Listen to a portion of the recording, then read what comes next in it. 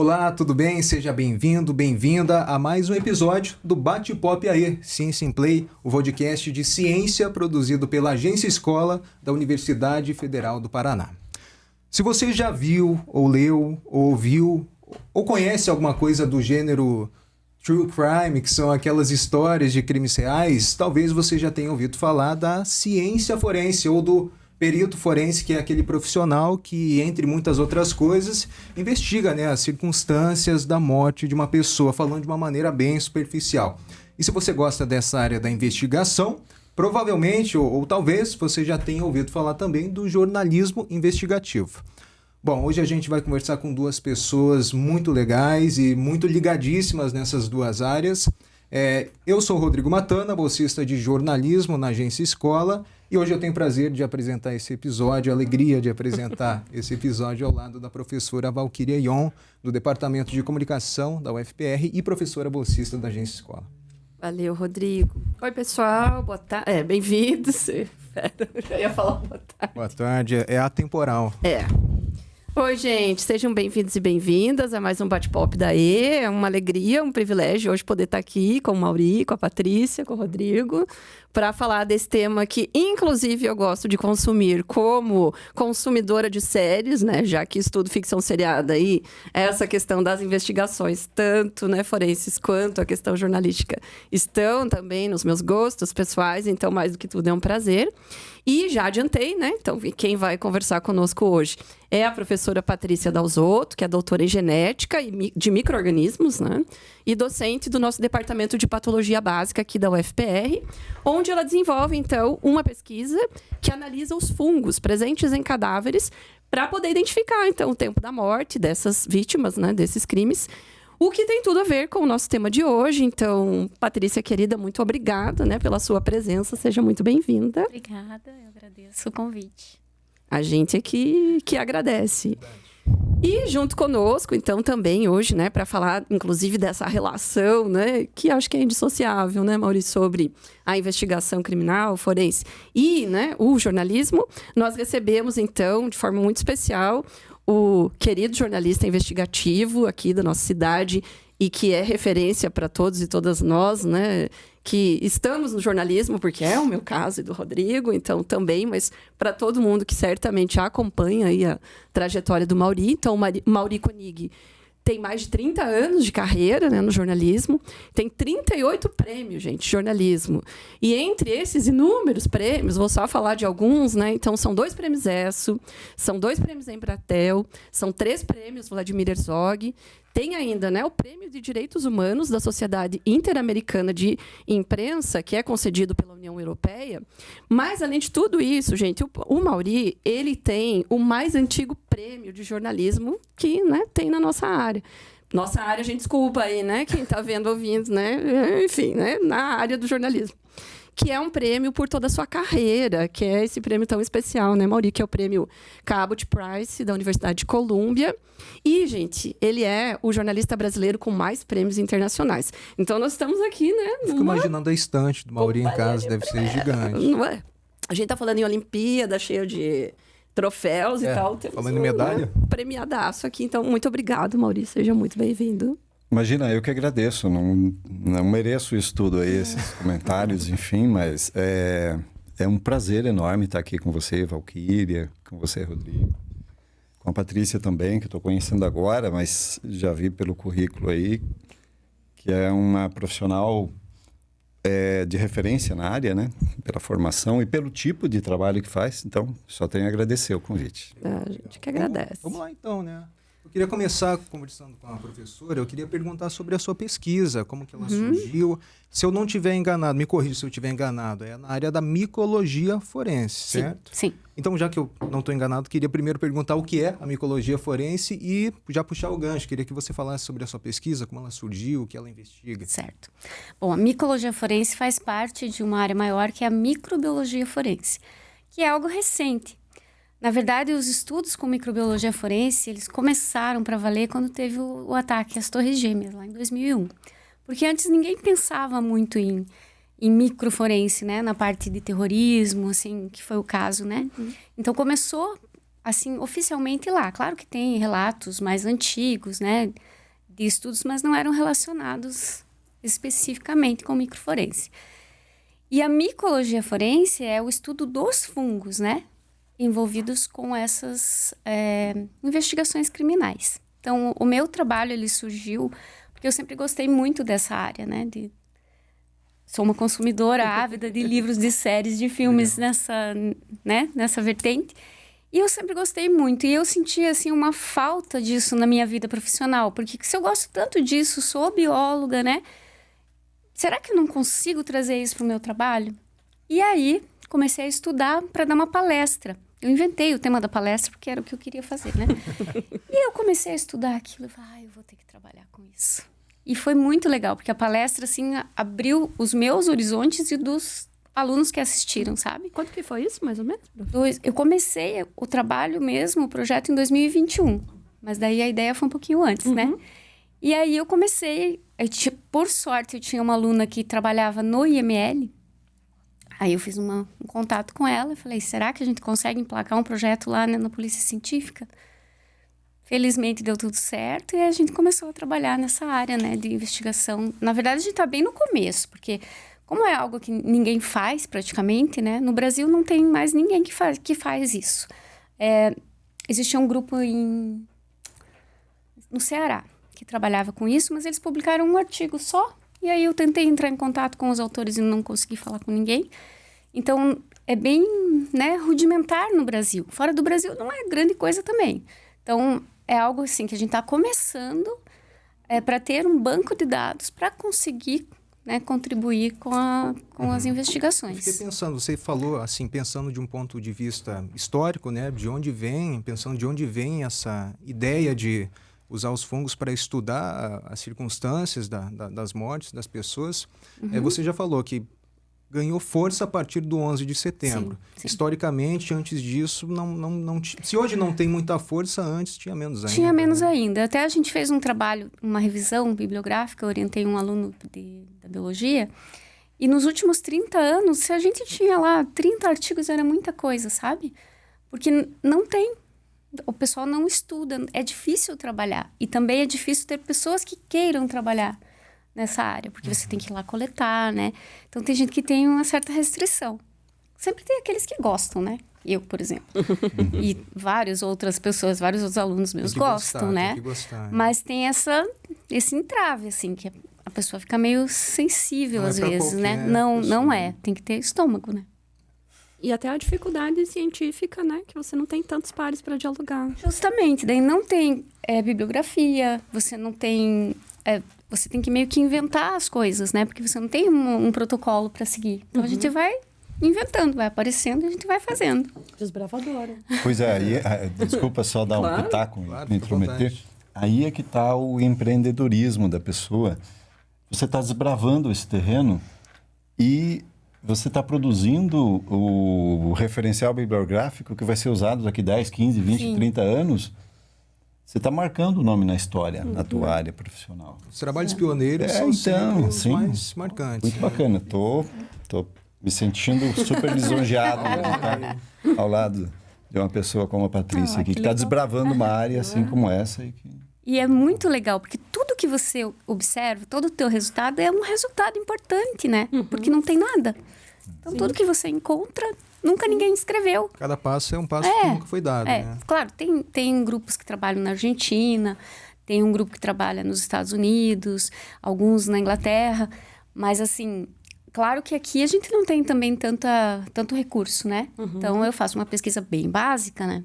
Sim. Com o que eu tenho, com o que eu consigo fazer. Além de ter o desafio de não ter um referencial, ainda tem o desafio do investimento, né, na área. Sim. Mas é super legal. Eu adoro, né? Vocês já perceberam. E até um pouco surpreendente que seja tão desbravador, porque quando a gente faz a relação agora, né, com a questão do jornalismo investigativo, com, né, a questão do jornalismo policial, nos parece que é uma coisa assim que todo mundo tem um interesse, né? E aquilo que estaria lá na base também desse processo, né?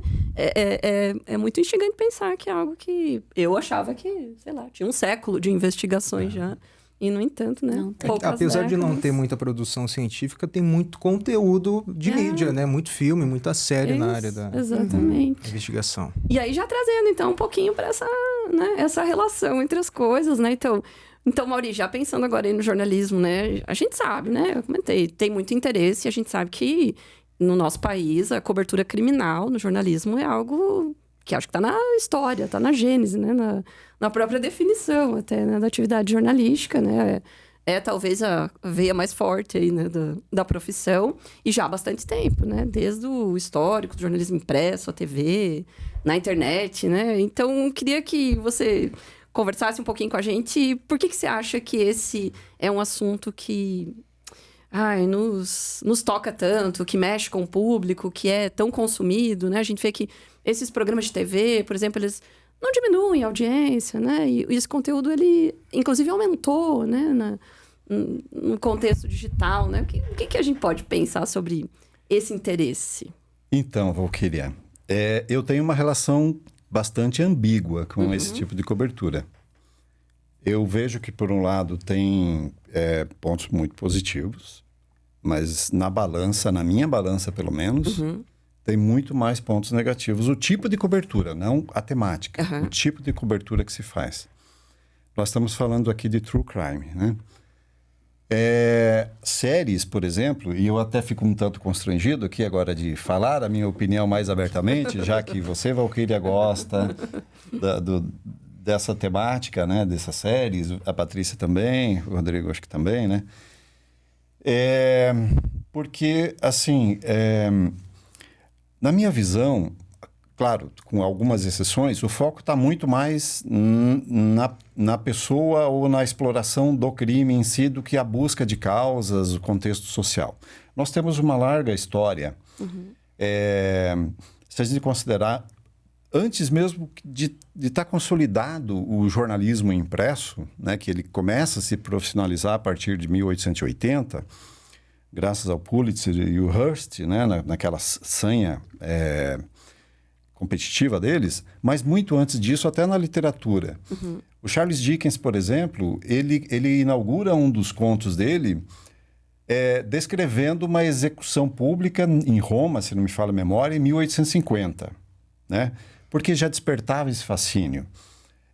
Em 1787, por exemplo, o Michel Foucault usou isso como referência em algumas obras dele, uma execução pública na Praça de Grève, em Paris, de um cara que foi, assim, amarrado em 4 cavalos e foi esfacelado. E o público delirando nesse tipo de cobertura, ou seja, nesse tipo de execução pública, que eu já trago para a cobertura jornalística. Então, a morte do outro, naturalmente, não a própria, desperta um fascínio muito grande nas pessoas, né? Não à toa o Freud já falou da pulsão de morte que nós temos, né? A gente tem essa pulsão. Então, desperta um fascínio muito grande a desgraça alheia, né? É uma forma até de contentamento próprio de falar a desgraça maior é dele, não é minha, né? E a imprensa, ela sabe aproveitar isso muito bem, claro, em benefício próprio, né? Esses programas policialescos. Eu acho, né? Não quero me alongar aqui, talvez, e posso detalhar um pouco mais a minha opinião a respeito mais à frente, que essas séries que estão disponíveis nos streaming sobre true crimes tem um valor histórico, um resgate histórico, enfim. Mas mesmo esses, eu acho que alguns, eu não sou um consumidor assíduo, porque eu assisto, né, acompanho até para eu ter uma opinião do que falar, né? Sim. Eu não costumo externar a minha opinião por aí. Estou aqui falando disso porque vocês me convidaram para falar. Então, vocês me deram essa liberalidade, né? Não, tem que para isso. Mas eu acho que mesmo nessa cobertura pretensamente, né, essa produção pretensamente mais elaborada, que se pretende esmiuçar as coisas, tem alguns vieses com os quais eu não concordo, né? Séries de 4, 5, 6, 8 episódios que tentam esgotar o assunto de uma morte específica ou de um serial killer e desce algumas minúcias que talvez interessa mais para especialistas como a Patrícia, mas não para o grande público. E isso se transpõe no cotidiano nesses programas policialescos em rádio, em televisão, que também é cobertura de crimes reais. Só que numa pegada extremamente sensacionalista, né? Isso acaba gerando uma reação catártica na população, que a população se sente impotente. E eu tenho até casos, né, de pessoas que me relataram dessa catarse coletiva, do ponto de vista negativo, a partir da cobertura da imprensa. Mas eu não quero me alongar muito mais aqui. Mas só para, então, concluir que eu tenho uma relação um tanto ambígua com isso, porque se de um lado eu gosto, porque eu acho que é importante, tem o seu valor, né? Sim.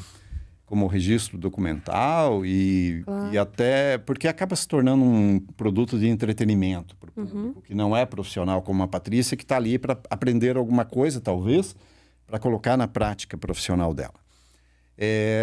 Então tem um valor positivo, mas também a gente tem que botar na balança os negativos. Mas é justamente um dos nossos pontos aqui, trazer a apelação que existe, a espetacularização, a romantização dessa... E muitas vezes a desumanização da vítima, né? Desses crimes. Mas antes da gente voltar nisso, pensando nos cruzamentos com as produções, enfim, filmes, séries, eu queria perguntar, porque são duas linhas de investigação, né?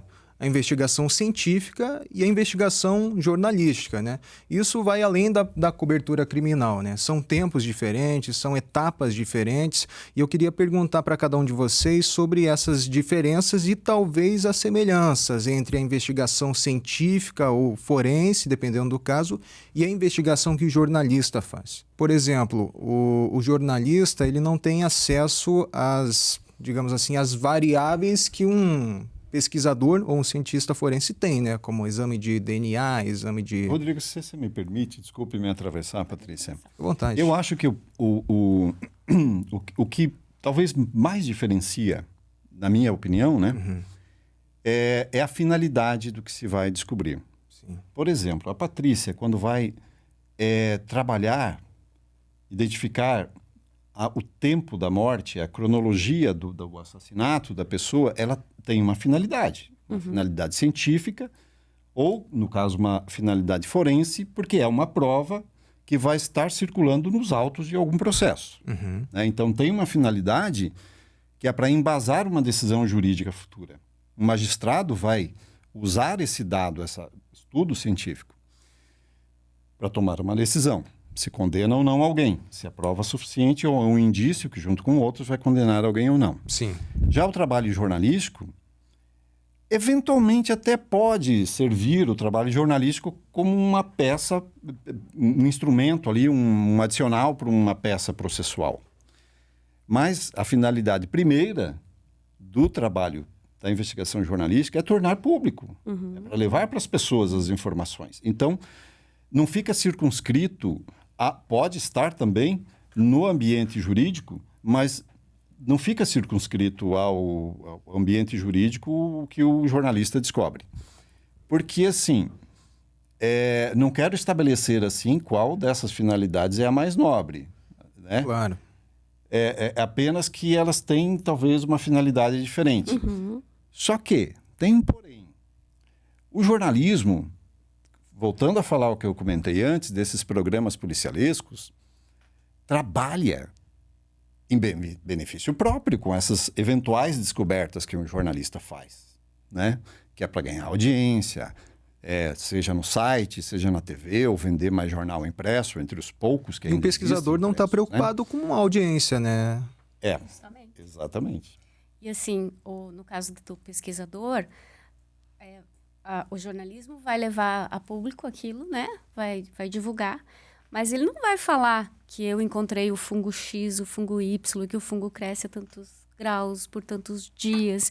Então, fica meio diluído isso no meu trabalho, né? Sim. Isso não aparece para a população em geral. Eles não sabem o que eu fiz ali no laboratório, né? Para chegar naquela conclusão. Sim. Então, né? São... O que eu acho que a gente vê Coisas das proximidades é todo esse, né?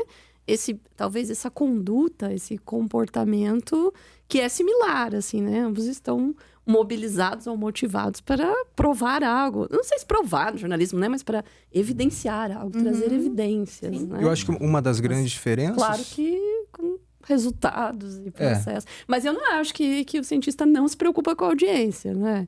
Eu acho que ele pode não ser a preocupação primeira. Assim, eu tô ali, a Patrícia tá ali fazendo seu experimento, né? Fazendo essa identificação, não está necessariamente naquele momento preocupada se as pessoas vão entender e vão ter acesso àquilo. Mas é óbvio que, em última instância, o que espera é o bem público, né? Que é o que a ciência traz, o bem né? público e também publicar esses dados, Exatamente. né? Ter essa divulgação científica aí, né? E contribuir para que outras pessoas também possam fazer esse trabalho, né? É que o jornalista já sai, né? Movido pela própria ideia da audiência. Né? Sim. Geralmente, sim. Não todos, naturalmente, né? Mas, claro, os jornalistas, quando vão produzir... existe o nosso código de ética é deontológico, né? Código de ética dos jornalistas. Mas, na verdade, as nossas ações na prática cotidiana do jornalismo é muito mais uma ética utilitarista, né? A gente vislumbra, porque a ética deontológica é ação pela ação, sem esperar um resultado, necessariamente, né? No utilitarismo, e nós estamos sempre esperando um resultado para aquilo que nós estamos fazendo. Se for uma investigação jornalística, que aquela investigação seja uma maneira de tornar público um problema e que as pessoas responsáveis sejam punidas, enfim, porque também fere de morte a ética intrínseca do jornalista de produzir alguma coisa que ninguém leia, para ninguém ler. Né? É da natureza da nossa profissão que mais gente tenha acesso a isso. Então, sim, nós esperamos ter um resultado das nossas apurações, enfim. Isso é medível, não sei se tem a expressão, me ocorreu agora, enfim, mas que seja auditável, né, por audiência ou venda de impressos, cliques, enfim. Porque são empresas que não visam lucro também, né? Então a gente precisa se manter de alguma maneira, né? O problema é que tem alguns veículos de imprensa e alguns jornalistas que extrapolam esse bom senso ético, né? Sim. E explora a desgraça alheia, né? Programa que usa a expressão CPF cancelado para se referir, né?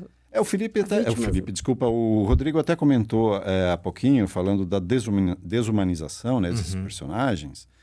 Tem uma psicanalista francesa que eu gosto bastante, Elisabeth Roudinesco. Claro, eu estou fazendo uma adaptação do que ela diz para o que eu estou tentando me esboçar aqui como um argumento. Que nesses casos de violências mais brutas, mais cruéis, e parte da imprensa se alimenta, né, dessas mortes cruentas, né? É uma maneira, numa execução, por exemplo, do narcotráfico com 20, 30 tiros, é uma maneira de tirar o humano do homem. Né? É uma mensagem que se passa, isso aqui não era gente, isso aqui era qualquer coisa menos um ser humano. Da maneira como se executa, por empalamento ou por degola, enfim.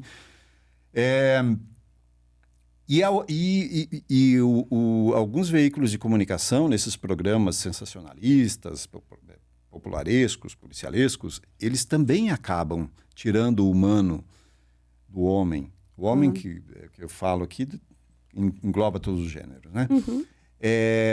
Porque trata esse exemplo que você falou, você que falou CPF cancelado, né? Não importa o que tenha feito a pessoa. Pode ter sido o mais cruel dos assassinos. Ela não é um CPF, né? Não se resume a um CPF, exatamente. E né? não é função do jornalista ser o juiz, árbitro, carrasco, executor da pena e tudo mais.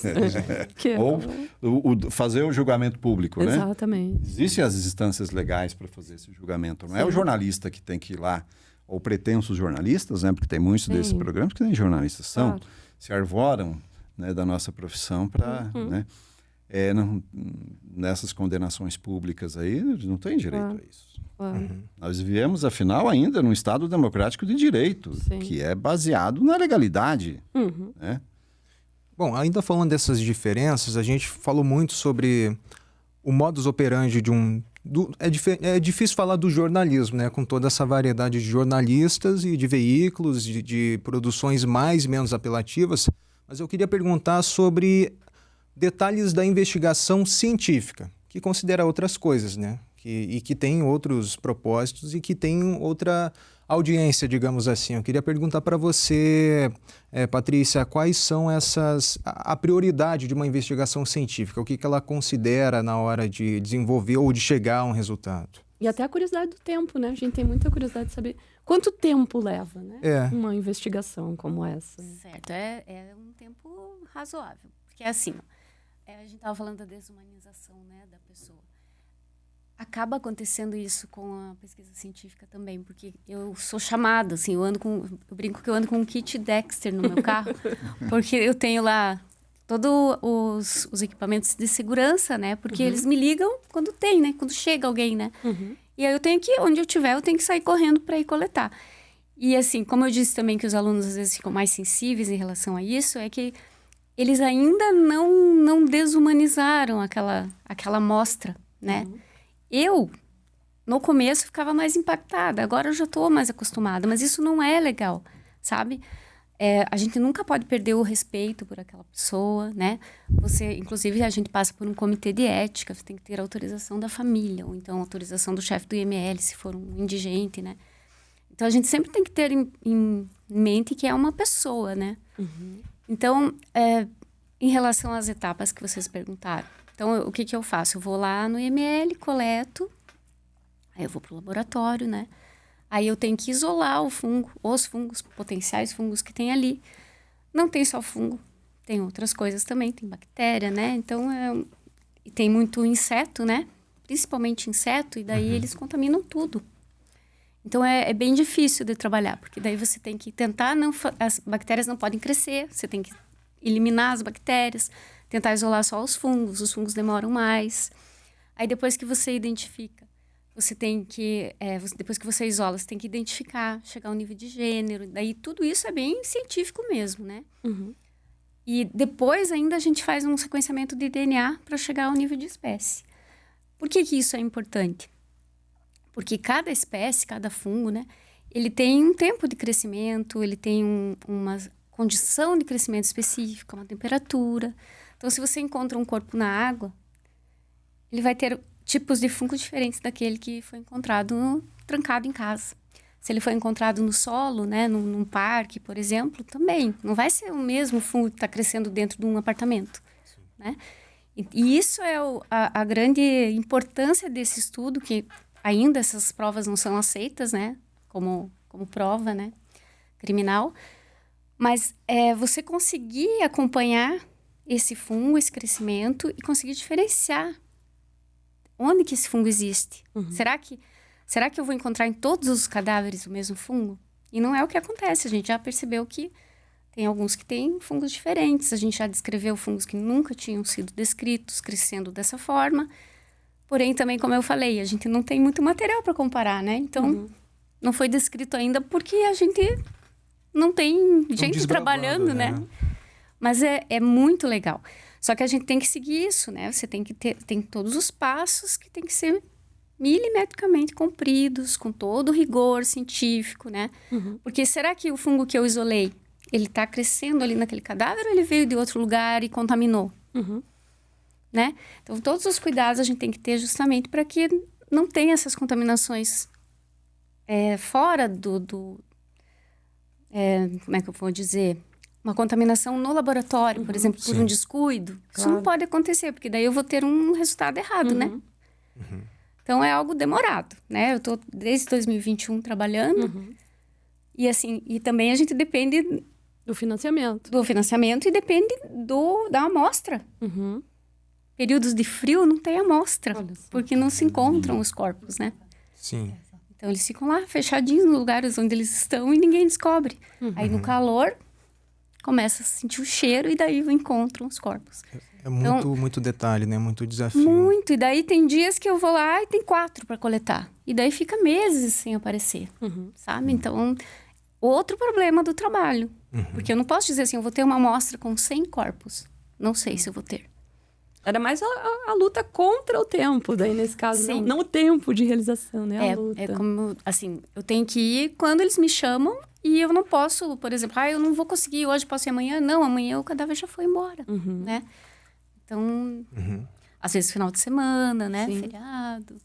Me deu uma curiosidade, na verdade, agora pensando, né, no que você estava falando, e essa coisa do desbravar. Essa pouca quantidade de estudos é especificamente com a questão dos cadáveres ou vale para estudos de fungos também nos alimentos, Não, em outros... Fungos, assim, são muito estudados, sabe? Até eu já trabalhei com muitos projetos, né, envolvendo fungos, controle biológico, produção de medicamentos, sabe? Fungos isolados do mel, né? Com potencial biotecnológico. Então, tem muita coisa e muita gente trabalhando, realmente. Essa área mesmo que é um pouco mais difícil. Eu tenho uma curiosidade de jornalista aqui. Vamos lá. Entre 3 jornalistas contra uma cientista. Então, a partir da evolução de um fungo, você pode determinar, por exemplo, um fungo... Você fez um estudo de um lapso de tempo de uma semana. Daí você consegue determinar quanto esse fungo cresceu nessa uma semana, nesse corpo encontrado, nesse cadáver, para daí você identificar com precisão hora e dia em que morreu essa pessoa? Olha, é possível fazer isso. Eu não faço porque ainda não tenho subsídios para fazer, né? Não tenho todas as informações. Mas, teoricamente, é o que a gente quer fazer. A gente quer pegar esses fungos isolados que a gente tem no nosso inventário. Temos um banco, né? De dados, um banco biológico. A gente quer testar esses fungos em diferentes condições, diferentes meios de cultura que tem nutrientes, né? E tentar chegar o mais próximo possível do que tem num corpo, né? No corpo humano, de um outro animal, né? E tentar fazer investigar esse crescimento no laboratório. Por exemplo, um fungo, digamos um aspergillus, que é um fungo bem comum, que é um contaminante do ar. Ele cresce em 3, 4 dias no laboratório, em condições ótimas. Aí, será que no cadáver ele cresce mais rápido? Porque tem mais nutriente? Pode ser, né? Depende das condições climáticas, do ambiente também. Sim, como eu falei, o cadáver na água não vai ter, o fungo não vai crescer ali na água, né? Dependendo da área pensando num crime, né? Dependendo da área de desova, por exemplo, de um cadáver, tudo isso influencia. Então, a gente quer chegar nesse ponto, sim. Pegar ali, isolar o cadáver no dia X e dizer, mas esse fungo aqui, ele cresce em 4 dias. Então, no mínimo 4 dias de morte. No mínimo. Queria registrar meu protesto agora que foi iludida por CSI a minha vida inteira. Então, A CSI dizia que era viável isso. Queria pegar esse gancho da Val, porque quando a gente fala de produções do cinema, Netflix, enfim, até de podcasts, né, mais recentemente, a gente está falando de estereótipos, né? Eu queria perguntar para vocês dois, o cientista que a gente vê no cinema... Quem vê o trabalho do cientista no cinema não tem nem noção de todas essas variáveis, todos esses desafios, essas coisinhas, né? Eu queria, se a gente fosse pensar numa expectativa versus realidade do cientista e do jornalista, como é que seria? Quais são os principais estereótipos e quais são os mais absurdos do seu ponto de vista? Sim. Pensa no CSI, aquela coisa fantástica que... Tudo é resolvido com um exame de DNA e fica tudo perfeitinho. Nada fica perfeito. A gente tem que refazer às vezes. Às vezes não, quase sempre a gente refaz. Então não é assim, eu coletei aqui e amanhã eu já tenho o resultado. Não existe. Sabe? Não tem ficção científica no não é uma maquininha que você aperta um botão. Não. É caro. Às vezes dá errado. Tem reagente que não funciona. Nossa, tem aluno ou tem... estudante ou professor, pesquisador que não tem uma mão muito boa e daí tem que ficar repetindo, sabe? Porque tem isso também, né? Tem gente que dá muita sorte nos experimentos. E tem gente que não dá, que às vezes tem alguma coisa que não funciona. Então, nada é fácil. E quando você falou, né, que ela tá ali sempre com um kitzinho, na minha cabeça já é... Se ela sai lá com a maletinha... Não tem tanto glamour assim. Até porque essas séries tipo CSI, embora eles tentam emular um pouco a realidade, né, para dizer que mais ou menos como funciona isso, na verdade, é tudo roteirizado. Então, o problema que é imposto para o protagonista, o investigador agora... O autor do roteiro já sabe a solução que vai apresentar ali mais para o final. Então, é fácil construir isso. O teu roteirista pega bem mais pesado, né? Bem mais pesado.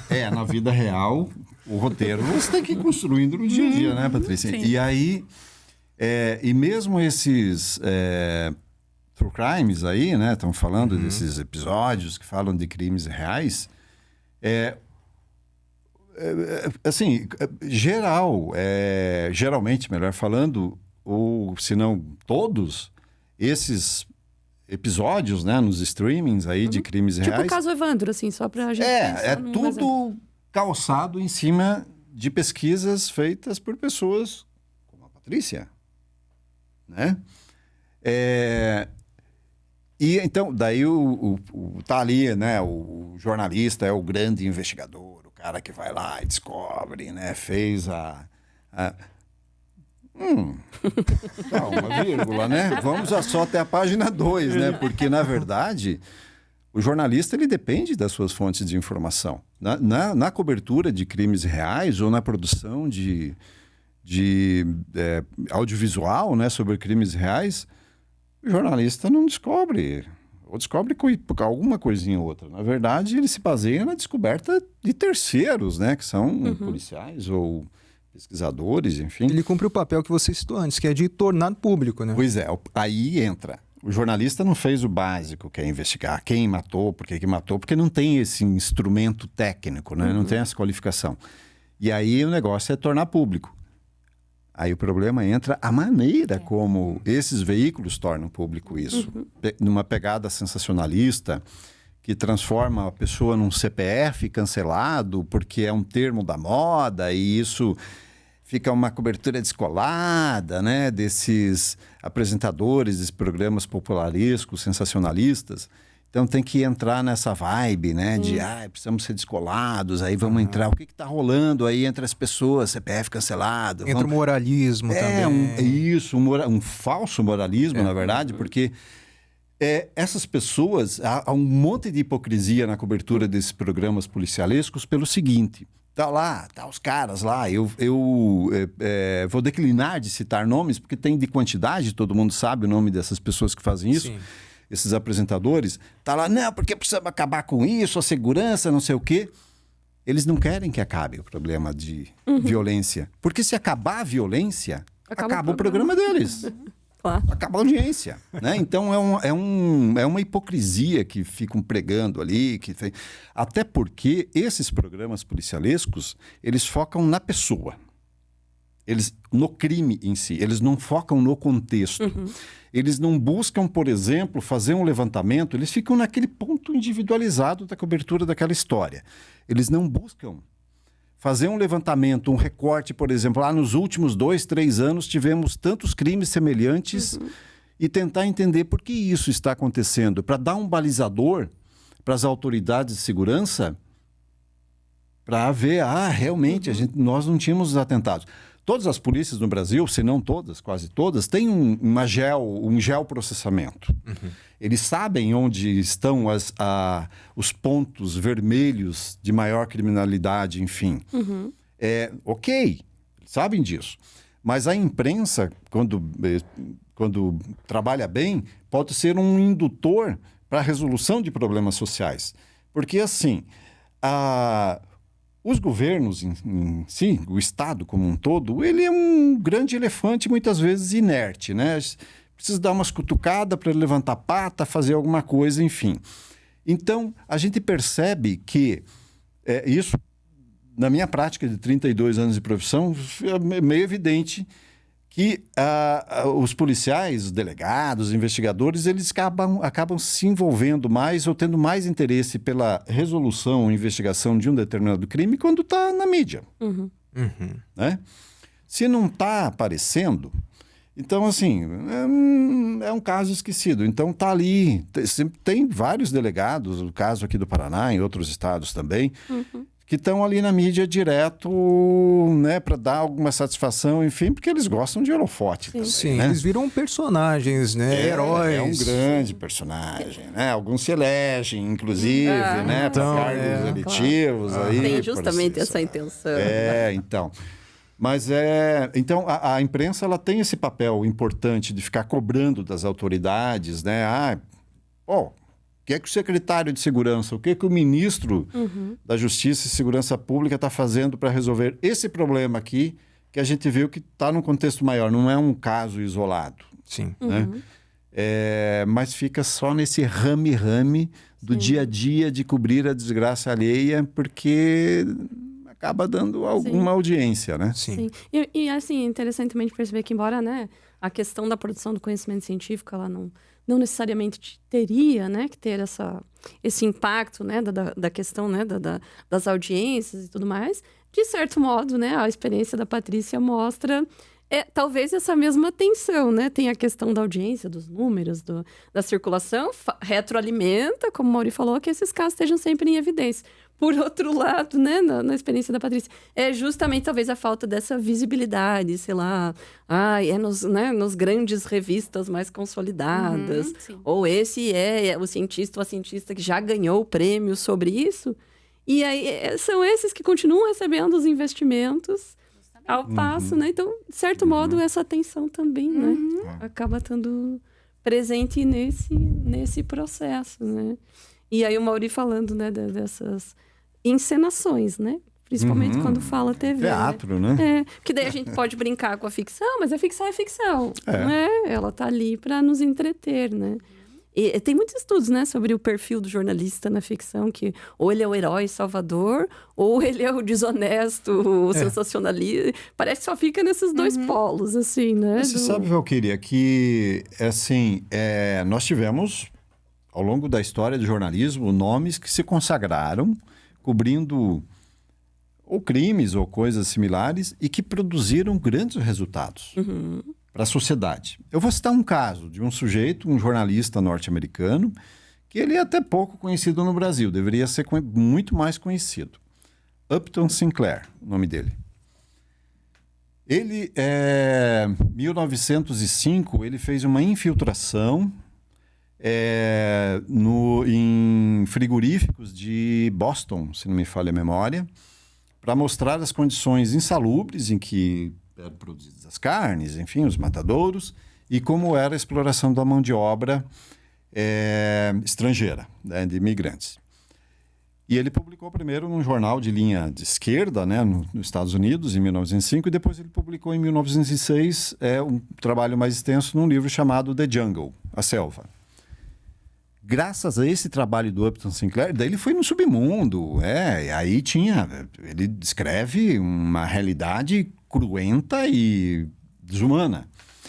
Graças ao trabalho do Upton Sinclair, o então presidente Roosevelt o governo dele, né, criou 2 leis federais nos Estados Unidos. Uma delas deu origem à FDA, que é a Vigilância Sanitária dos Estados Unidos. Ninguém tinha pensado até então, antes desse trabalho do Upton Sinclair. E isso é reconhecido, inclusive, pelo governo americano. Tem lá os documentos que foi através da investigação jornalística do Upton Sinclair que foi criada essa lei que deu origem à FDA. Ou seja, nós temos exemplos. Aí vai outro. A Nellie Bly, né, a jornalista norte-americana que foi uma das primeiras a fazer a infiltração, ajudou a mostrar a desumanidade dos tratos das mulheres que estavam em manicômios, né, naquelas ilhas lá no entorno de Nova York. Ajudou a mudar a realidade. Nós temos, assim, estamos coalhados na história do jornalismo de casos que o jornalismo acabou produzindo coisas boas para a sociedade. Mas a gente tem essa miríade de programas policialescos aí que só provocam uma catarse negativa na sociedade, que é aquela situação de impotência, de aumento da insegurança, porque amplificam ao máximo, maximizam a falta de segurança de tal maneira que as pessoas que estão em ambientes tranquilos, seguros, elas se sentem inseguras. Sim. Por causa desse movimento catártico aí. Sim. E aí outros públicos, né, que é uma coisa que eu vejo muito, porque daí tem a coisa, né, da modinha, de ser famoso, vamos fazer corte, vai pro TikTok e tudo mais. Muitas outras consomem esse conteúdo como entretenimento. Que é o que a gente vai falar, é engraçado, é divertido e tal, né? Também acaba, né? Talvez o exemplo mais famoso é o Siqueira Júnior, né? É o CPF cancelado. Então, mas temos outros aí conhecidos, da Atena, que tá nessa vibe aí, né? De fazer da desgraça alheia um entretenimento para dar audiência, né? Mas quantidade A de outros aí. gente está indo e voltando, né? Falando do contexto e de quem está lá na ponta. No caso, o jornalista que está em campo e, no caso, o cientista que está em campo. Patrícia, tem como a pessoa que lida com essa área, né, difícil, né? Tem como ela não perder a sensibilidade? Você falou antes que com teus alunos eles são muito impactados com as cenas, com quem eles veem, imagino. Mas você disse que ao decorrer do tempo você foi se afastando dessa sensibilidade. Tem como manter isso até para criar uma cadeia de sensibilidade, que eu acho que também é o papel do jornalista, conforme a maneira que ele expõe aquilo? Olha, não sei, eu acho que é meio inevitável, sabe? Porque acaba se tornando muito natural. Então, sabe, eu já não fico impactada, né? Quando eu comento com alguém, né, que não é da área e tal, as pessoas, mas você vai lá? Mas e daí? Você não tem medo? Você consegue dormir depois? Sabe? Não tem, eu gosto e é algo que não me afeta mais. Mas, ao mesmo tempo, é bem importante isso. Eu tento resgatar isso, independente de religião ou não. Quando eu vou, eu sempre, sabe, faço uma oraçãozinha para aquela pessoa. E às vezes eu esqueço, daí eu fico mal. Eu penso, eu devia ter rezado ali, porque... né? Porque eu acho que a gente tem que ter respeito, sabe? Então, é uma pessoa, foi um ser vivo, foi amado, viveu, teve filho, não teve filho, construiu alguma coisa, teve aquele fim triste, né? E ele está me dando material para eu trabalhar, né? Então, a gente tem que ter, além de tudo, um respeito. Sim, eu imagino que essa seja uma conversa que você tem com seus alunos, né? Porque, além de toda a parte técnica da coisa, é importante a gente sempre lembrar de humanizar o trabalho, né? Sim. E outra coisa importante também, a gente fotografa, né? Tem que fotografar para colocar no relatório, essas coisas. E para ter o registro, né? Claro. Mas... você fotografar e divulgar é vilipêndio, né? Então a gente tem que ter um cuidado absurdo. Eu não mando para nenhum estudante foto pelo WhatsApp, por nada, porque eu sou responsável por aquilo, né? Então ficam todas comigo. Eu mostro para eles, né, estão sabendo de onde que eu tirei, como que eu fiz. Mas a gente não pode cair no risco de ser divulgado e ser espalhado, né? É uma pessoa. Sim. Né? Então... acho que essa sensibilidade é muito mais, né? A manter o respeito, né? A conduta ética. Acho que ali já existiu uma história, né?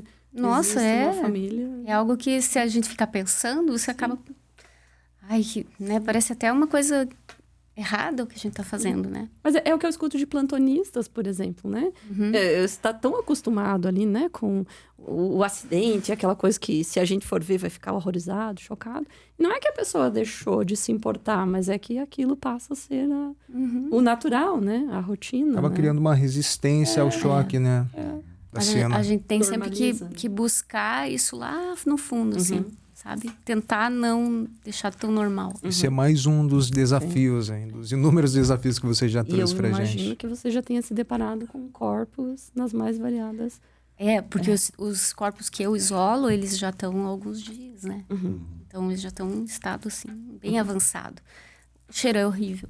A pior coisa que eu já senti na vida é o cheiro do corpo em putrefação. E dizem que demora para sair, eu não sei se isso procede. O cheiro fica impregnado. Às vezes fica impregnado na roupa, no cabelo. Tem que tomar banho, chegar em casa e ir direto pro chuveiro, porque fica aqui, né? Que é um cheiro meio ácido, meio doce, não dá nem para explicar. Então, isso é uma coisa que impacta os alunos também. Eu imagino que chegue muito aluno para você super empolgado, né? Eu quero trabalhar com isso. Às vezes eu imagino até que com uma visão meio romantizada da coisa, como que você tenta deixar claro para esses alunos que não é uma diversão, né? Então, eles chegam achando que a gente vai fazer alguma coisa tipo CSI mesmo. Nossa, professora, microforense, eu quero trabalhar com isso. Aí eles chegam super animados. Aí eles acabam dando um banho de água fria, né? Porque o que eles vão fazer? Eles vão trabalhar como fungo, eles não vão estar lá no IML o dia inteiro, né? Então, aí dá uma caída. Mas a maioria gosta dessa parte mesmo da biologia, sabe? E eles acham, assim, é importante, porque isso a gente vai ter material depois para poder auxiliar nas investigações criminais, né? Então, eles se sentem parte de um processo que lá na frente vai ser muito importante, né? Sim. São alunos de mais ou menos qual fase, assim, do curso? Bom, eu tenho alunos da biologia, eles estão no 2º ano, e da biotecnologia, quando eu os pego, eles estão no 1º ano, então eles me procuram no final do 1º ano do curso. Então são ingressantes também, tem esse Eles fator, são né? jovenzinhos, né? Sim. E Mauri, você também é professor e eu acho que talvez role uma coisa parecida, né? Muitos alunos chegando com uma imagem construída do jornalismo, né? Eu sou estudante, já tive alguns banhos de água fria. Como é que você faz para deixar eles na mesma página, sabe? Entre expectativas e a realidade da profissão. Então, Rodrigo, eu peguei diversas fases no jornalismo, né? Eu fui repórter do jornal Estado de São Paulo na fronteira do Brasil, Paraguai e Argentina, fui correspondente lá. Numa época, estou falando década de 90, lá, meados da década de 90, em que eu tinha que escrever a minha matéria no papel, no telefone público, ligar para alguém lá no Estadão, lá em São Paulo, para ele digitar para sair no jornal no dia seguinte, né? E daí depois essa transição do analógico para o digital. E essa mudança toda, e sem contar que quando eu comecei no jornalismo, tinha, assim, não vou dizer que dava para contar nos dedos o número de jornalistas trabalhando na profissão, mas é bem menos do que hoje. Então o mercado ficou bem acirrado também. E a gente teve outros reveses também ao longo do caminho, como a decisão monocrática do Gilmar Mendes, ministro do Supremo Tribunal Federal, que em 2019 decidiu que não precisa mais formação superior para atuar como jornalista. Caramba! De onde ele tirou essa... Pim! Eu estou aqui me censurando aqui para não falar o que eu gostaria. Eu fui procurando palavras assim, falei, essa não pode. Tá, mas enfim, fica nas reticências aí. Então, assim, existe o Hollywood, né? Ajudou a romantizar muito, né, a profissão de jornalista, ou é beberrão, né? Ou que gosta. Ou trabalha sozinho, lobo solitário. Sim, isso, a ideia do lobo solitário.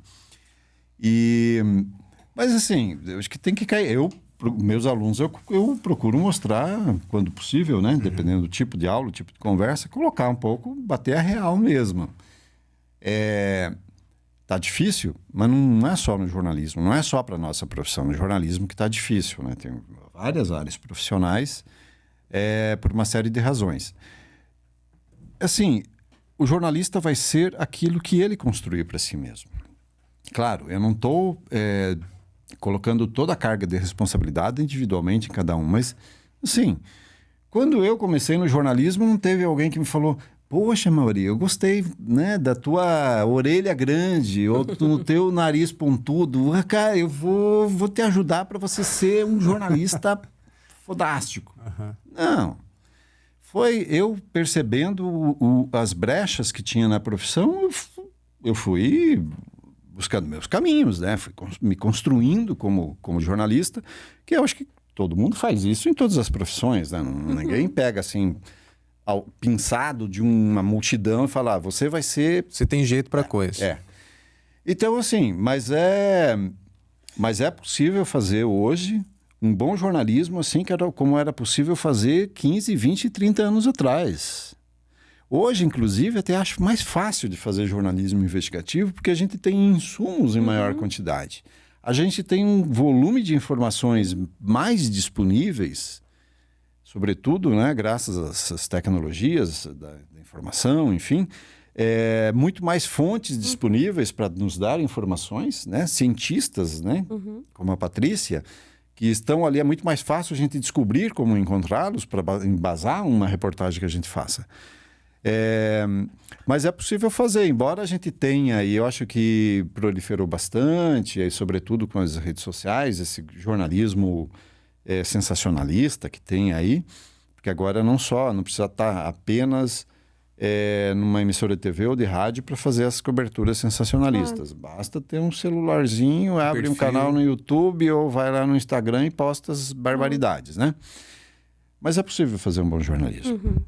É muito possível mesmo. Até porque a gente vive num mar de informações tão grande que uma hora as pessoas precisam saber onde estão as ilhas de excelência nesse mar de informação.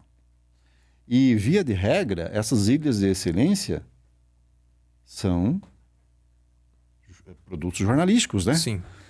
Porque tem ali um rigor na apuração, que tem um mínimo critério, claro. Tem viés ideológico. Sim. Tem. Mas, pelo menos, existe um certo rigor aí na produção das informações, na busca dos dados, enfim. Então, é isso. E não se enveredem, então, alunos de jornalismo que estão ouvindo aí. Por favor, Vou espalhar a palavra. Pensem 2 vezes antes de falar, não, eu vou aparecer na televisão, eu vou trabalhar naquele programa lá que cobre crimes, enfim. Isso cria um ranço, uma marca.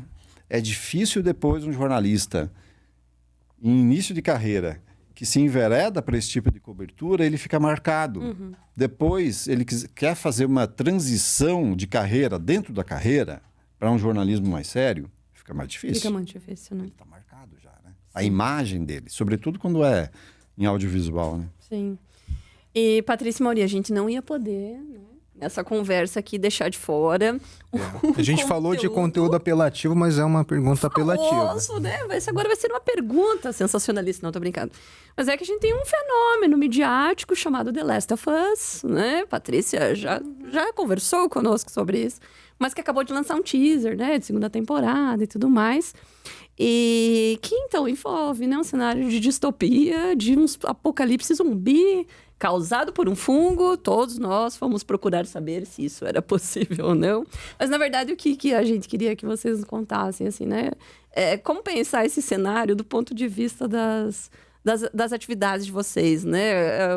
Um fungo causaria isso, mas, e Mauri, como é que a gente cobriria um apocalipse zumbi? Não sei se é um apocalipse zumbi, mas Guerra Civil, né? Que é filme recentíssimo, né? Também fala de um outro cenário distópico, né? E daí centrado, né? Na atividade, nesse caso, do fotojornalismo. Mas, então, como é que ia ser aí, né?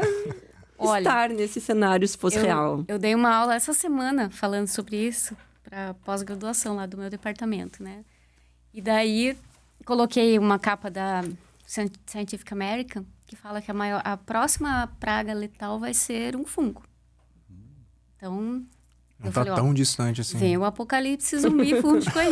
Olha só. Mas, assim, claro que aquilo que a gente vê na série, no jogo, né? Aquilo nunca vai acontecer. Espero que seja certo, né, gente? Na minha opinião, estudante de fungo, né? Pesquisadora, eu amo os fungos. Mas, assim, eu acho que aquilo nunca vai acontecer, porque é impossível que um fungo domine o cérebro de alguém e faça essa pessoa virar um zumbi. Acontece com formigas, tá? Mas formiga é muito diferente da gente, né? Então, eu acho que isso não vai acontecer. Se acontecer, vocês me chamam de novo que eu volto atrás. Mas não, eu acho que é difícil, né? Mas o que a Scientific American quer dizer com essa praga letal? É que tem essa praga fúngica, né? Ela tem um fungo que chama-se Candida auris, que é uma levedura parente daquela que a gente tem na boca, nas mucosas, né? E ela está causando muitas mortes no mundo inteiro. E é uma coisa nova, não tem droga para curar, né? Para tratar essas infecções. Então, essa seria a praga. Talvez uma doença que não seja tratável. Porque nós nunca tivemos nenhuma com fungo, não. Epidemia, né? Com fungo, não. Fungo. Não, mas a Candida auris está quase chegando nesse patamar, sabe? Então, temos que descobrir novas drogas, mais coisa para a gente trabalhar, né? Novas drogas para tratar essas infecções. E aí, Mauri, como é que seria no apocalipse para um jornalista investigativo? Então, olha, eu espero que não aconteça esse cenário que vocês falaram, até porque eu não sei como é esse cenário, porque eu não assisti The Last of Us. The Walking Dead também não? Walking Dead também não. Vi um outro episódio, enfim, tá? Sei do que trata, mas eu acho pra mim que é tão inverossímil que eu não... Claro. Não pensou. Assim, eu tenho um vício jornalístico já que já tá entranhado em mim, que eu procuro ver tudo com alguma verossimilhança, né? Por mais que seja ficção, embora eu adore filmes de ficção, mas não essas coisas tipo filme de zumbi, eu também não assisto, não assisto. Mas eu já ouvi falar tanto de The Last of Us que uma hora eu vou ter que assistir. É um dos débitos meus comigo mesmo, né? De assistir, enfim. Então, não sei. Sobre a série eu não saberia opinar. Agora, quando a gente estiver numa catástrofe nesse ponto, que eu acho que é o caso aí... Isso, um cenário. A última coisa que os jornalistas vão estar preocupados é em trabalhar, em fazer a cobertura jornalística, porque já está acabando mesmo, né? Então, o cara vai querer mais se salvar, né? Sim. Então, não sei. Se é tudo isso, é série, não sei se é tão apocalíptica assim, que já não tem mais cura, não tem mais... O cara vai pensar, por que eu vou fazer uma reportagem sobre isso? Falar para quem, né? Pra quem, né? Ninguém vai ler, nem eu vou estar vivo quando publicar, né? Sim. Então, E esse cenário de guerrilha a gente já vive, né? Não precisa ser um filme distópico, tipo Guerra Civil. Então, o meu primeiro livro, ele chama... Que até a Priscila estava com ele em mãos ali antes da gente começar a falar aqui. Chama Narrativas de um Correspondente de Rua. Porque eu sempre quis ser um correspondente de guerra. Desde o meu início de carreira. Eu nunca tive oportunidade. Por uma série de razões, enfim, e tal. Nunca tive esse privilégio, né? Mas aí depois, na hora de juntar as minhas reportagens para fazer essa compilação, contar bastidores, falei, caramba, isso tudo que eu cobri aqui é uma guerra. É uma guerra urbana diária, de pessoas alijadas dos seus direitos, os contextos socioeconômicos que eu demonstrava, o contexto da criminalidade, não focado num crime específico, mas o contexto para tentar explicar por que aquilo ocorre e como é possível, né, de corrigir aquilo, enfim. Isso é uma guerra diária também. Claro. Então, por isso, Narrativas de um Correspondente de Rua.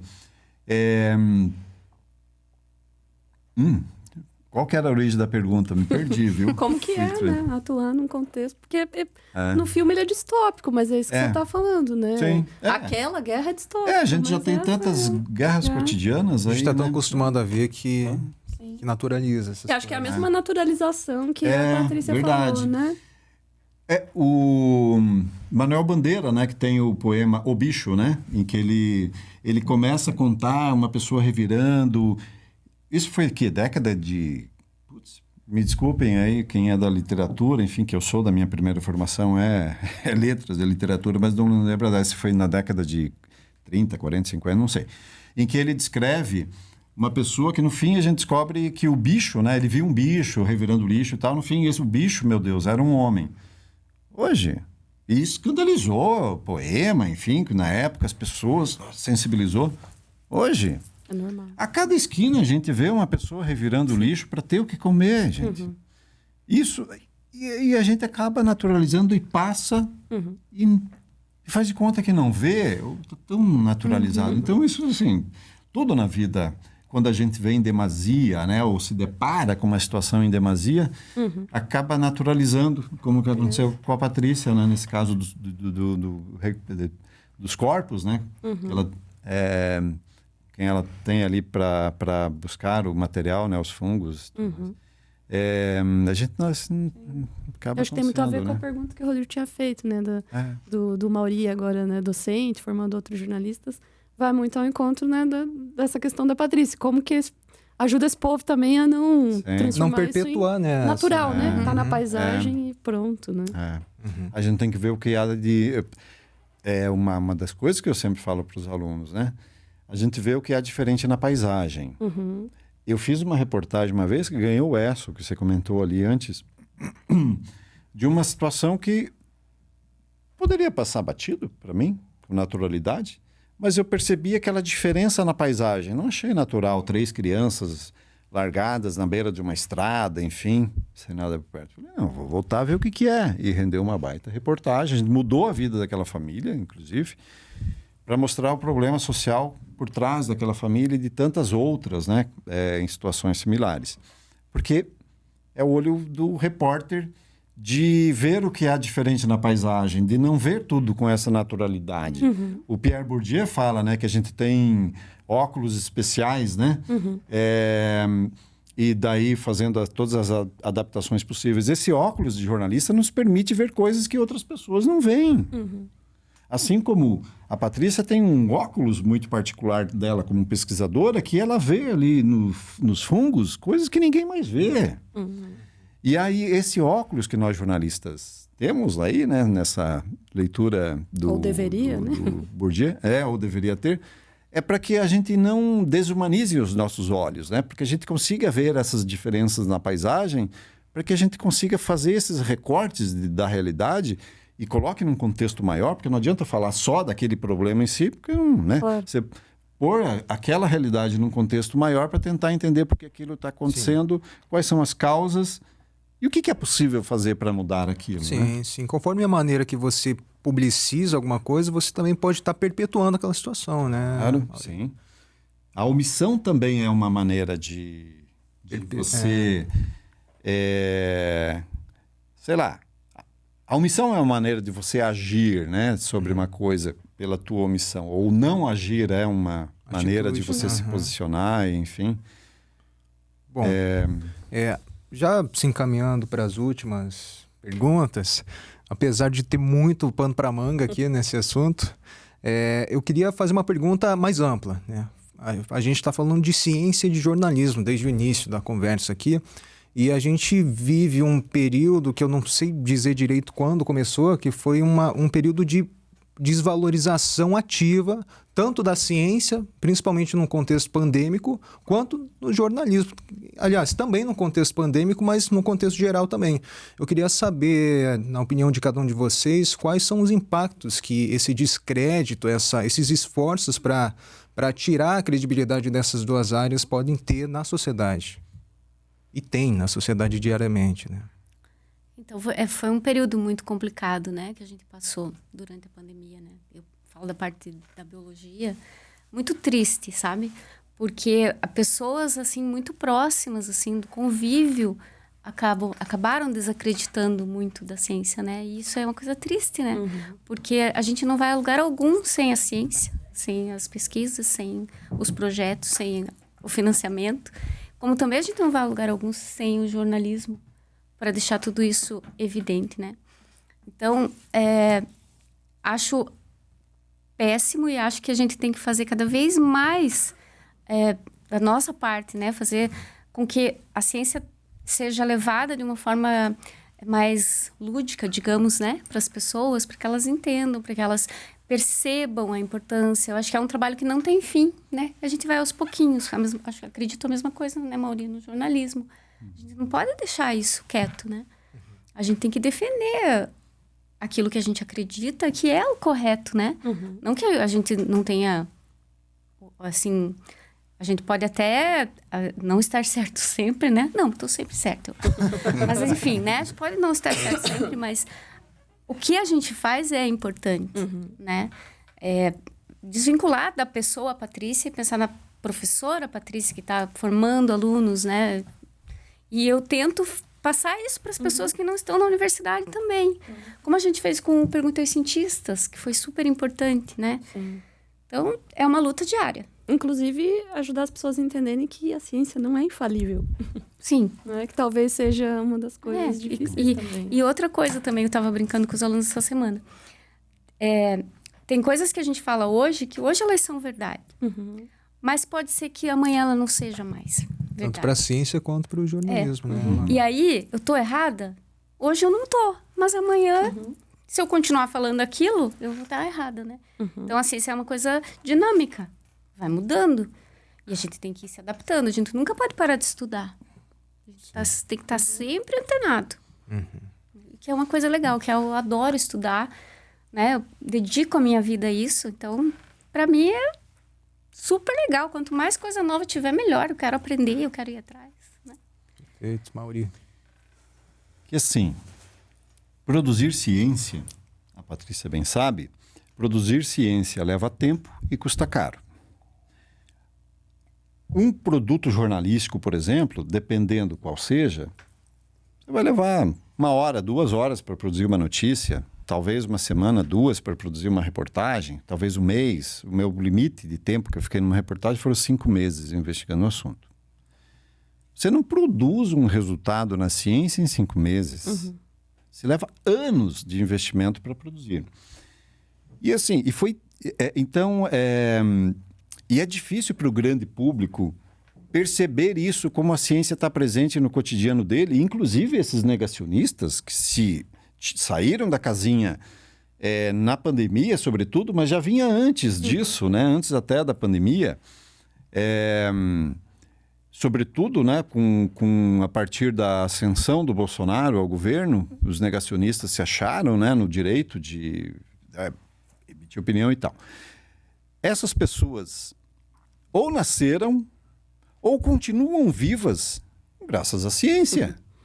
As pessoas não conseguem enxergar isso, que, por exemplo, se não tivesse lá no início do século passado,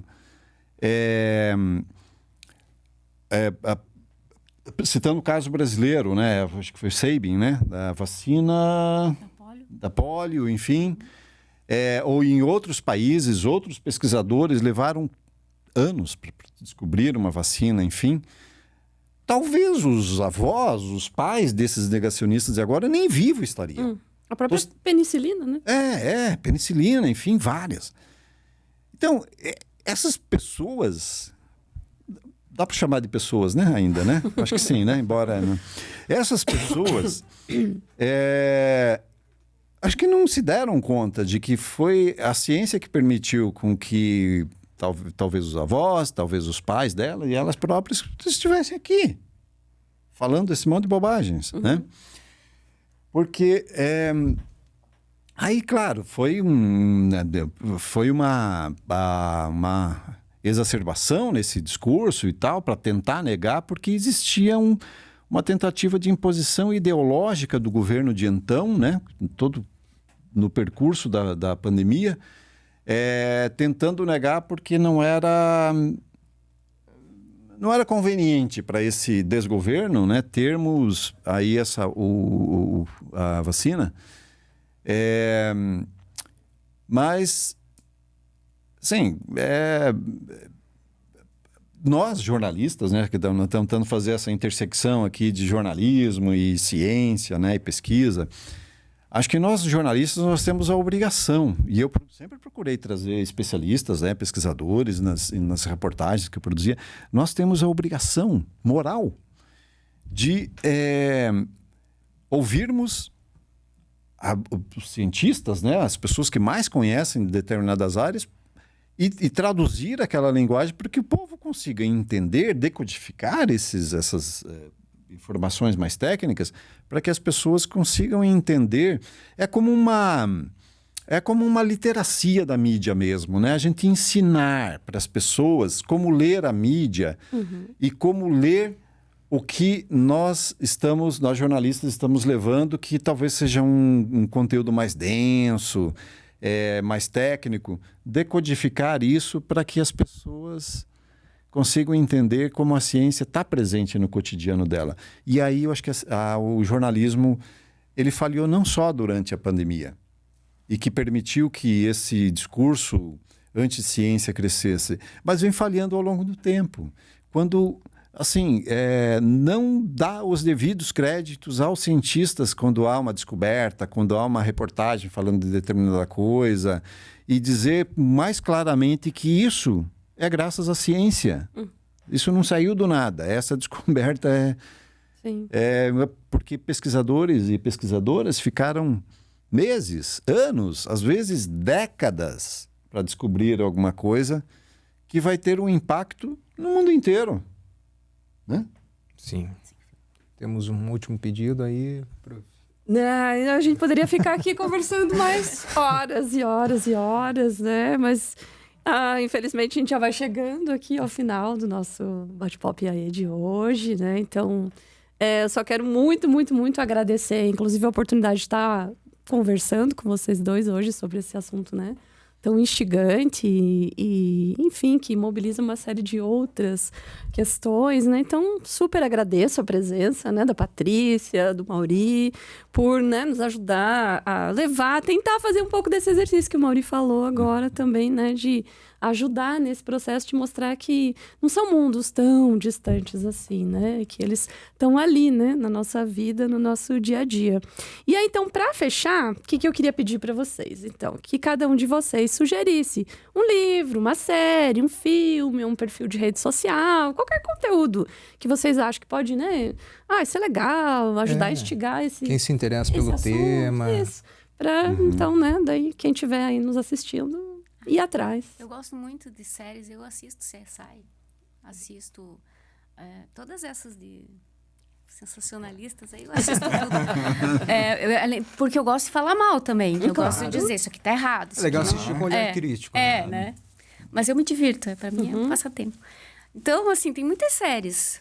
O Dexter, eu adoro. Sou né? fã também.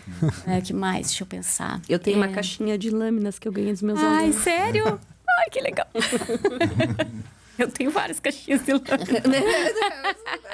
Um dia eles me deram de presente. Falei, será que isso significa alguma coisa? Né? Mas, enfim. Tem uma série que eu assisti recentemente que é Acima de Qualquer Suspeita, que tá na HBO. É bem recente. Muito boa também. Tem essa parte investigativa, sabe? E ela é cheia de surpresas. E é bem curtinha, acho que são 6 ou 7 episódios. Essa é bem legal. Acho que o pessoal que gosta dessa área vai instigar curtir. a curiosidade. Vai. Depois vai ler lá os artigos da Patrícia para saber se eles eram reais. As descobertas da série. Bom, e você, Mauri? Eu sei que você não... A gente já sabe que série não é tua praia. Pode ser livro. Então, mas olha, você sabe que agora eu tenho que fazer uma meia-culpa? Porque eu falei tal de True Crimes, enfim, mas eu escrevi um livro que está só na Amazon, não tem o livro físico, né? Que chama Corações Corruptos, que é um serial killer também. Olha aí. E aí, olha só. Olha aí. É um serial killer e ele só mata político corrupto. Nossa, amei. Mas tem toda uma lógica aí, ele mata, tem toda uma técnica, enfim. Ele arranca o coração, ainda vivo, batendo, porque existe, né? É possível, né? Arranca o coração ainda batendo, coloca uma pedra lá dentro com uma determinada inscrição, faz um furo na testa e coloca um tubinho, uma mensagem dentro de um tubinho de vidro fechado hermeticamente com uma mensagem. Detalhista ele. E daí vai na sequência, né? Os investigadores vão descobrindo os corpos, enfim. Então eu... Olha aí, tá vendo? Eu quero ler esse livro. A Patrícia vai ler. Eu vou ler. Eu já tá na minha listinha aqui assim, também. mas eu não devia nem falar, porque daí eu não gostei do resultado final, mas eu não sei mais como perdi senha, eu não sei mais como tirar lá da Amazon. Tá lá, agora tá lá. Leiam, mas não me julguem, Tá por favor. eternizado lá na Amazon. Tá lá. Mas assim, o que eu queria indicar, assim, como leitura, para mostrar como é possível falar de crimes reais de uma maneira, sob o ponto de vista histórico, produzir mudanças e trabalhar de uma maneira humanizada, eu poderia citar alguns autores, né, de fora, enfim, mas tem uma querida amiga minha, Daniela Arbex, o livro dela, O Holocausto Brasileiro, que a partir de uma série de fotografias, o fotógrafo, me foge o nome dele agora, ela resgatou a história do manicômio lá em Barbacena? Eu acho que é Barbacena. Barbacena, Minas né? Gerais. Eu lembro que é Minas. Isso. E daí ela fez todo o resgate histórico, foi atrás de pessoas, enfim, da época. E ela trouxe de volta à discussão a luta antimanicomial. E aí é uma obra que não à toa ganhou vários prêmios, né, de literatura, de jornalismo, porque tratou de uma maneira humana um caso desumano, né, histórico, está na história do Brasil, e ela conseguiu, através desse trabalho, resgatar um assunto necessário. É uma aula de sensibilidade que ela dá, né? Não, ela é incrível, né? Tem outros livros dela também que são ótimos, que ela trabalhou de uma maneira humanizada, todo dia, mesma noite, né? Luiz Alfredo, acabei de receber informação aqui, o fotojornalista. Luiz Alfredo. Legal. É bom, eu sempre que lembro, eu gosto de dar os créditos às pessoas, Legal. Mas eu não estava lembrando o nome dele. Eu acho que a Daniela Arbex é um grande caso assim, brasileiro de uma pessoa que tem uma humanidade muito grande e transparece nas obras dela, né? Outros livros dela também, sim. Então, eu ficaria nessa indicação. Perfeito, perfeito. Eu queria reforçar os agradecimentos da professora Val E agradecer também, que a gente tem que agradecer para quem ajuda o Bate-Pop aqui a acontecer. A gente agradece ao Departamento de Comunicação da Universidade Federal do Paraná, todo o nosso trabalho aqui só é possível graças à ajuda, esse apoio deles. Eles que disponibilizaram o estúdio aqui para a gente e a estrutura que a gente usa. E obrigado também ao FPR TV, outra parceira nossa, que também ajuda o Bate-Pop com os equipamentos para gravação. De novo, eu não canso de agradecer vocês, porque a conversa foi muito legal. Agradeço também a professora Val, que se disponibilizou a conversar com a gente. Enfim, muito obrigado também a você que nos assistiu ou ouviu até agora. E até o próximo Bate-Pop aí. Tchau. Tchau, gente.